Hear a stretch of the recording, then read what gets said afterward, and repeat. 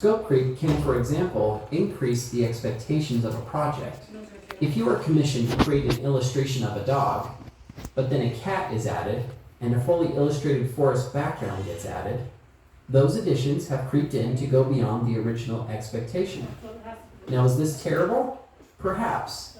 But as long as you and the client are both communicating well, you both know that adding more to this dog illustration, like the cat and the forest, will add time to the timeline and require more money in the budget.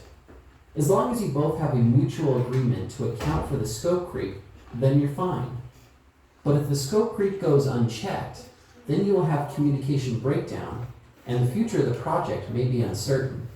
My advice to you as a creator is to be transparent and observant. Be open and honest about what a project requires in your project plan. And as the project progresses, make sure that everything is on track. And if something seems to be running off in an unplanned direction, talk about it with your peers and your clients so you can get things back on track. Do not ignore warning signs, and do not believe that someone else will correct the course. You must do your part. Doing your part to keep the project on track will ensure the success of the project. Build good working relationships and build your reputation as a reliable creator. Another big consideration when gathering content for a project is copyright. Copyright is an original work whose creator has the sole license to create, copy, or distribute it. The hard and fast rule: don't use anything in your projects you haven't received written permission to use. When you use items that are copyrighted that you have received permission to use, be sure to indicate the copyright status through copyright symbols or publication dates. Next up is fair use. This one can be open to a bit of interpretation and can be tricky.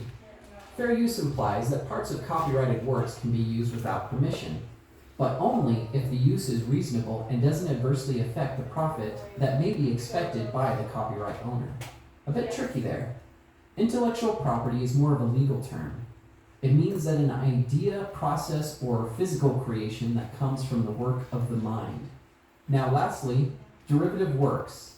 A derivative work is something that is created from or based on something that already exists.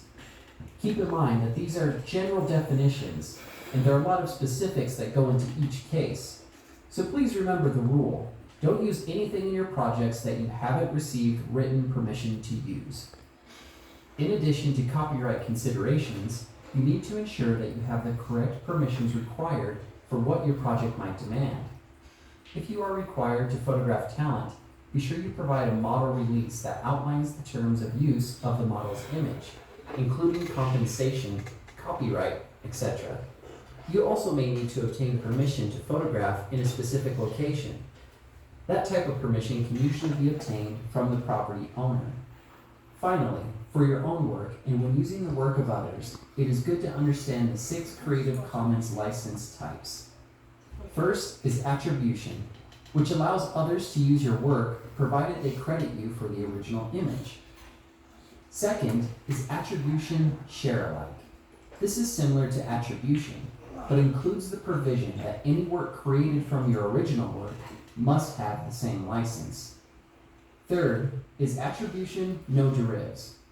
This license allows others to use your work unaltered in commercial and non-commercial uses, provided that you are credited. Fourth is Attribution Non-Commercial. This one is just as it sounds. Others can non-commercially use and build upon your work provided they credit you.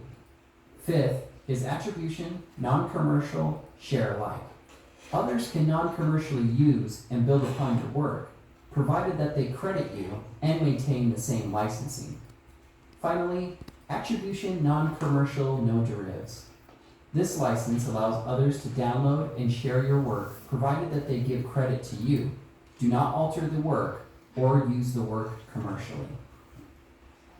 Not only are the Creative Commons license types good to know for your own work, you might just see them on the exam.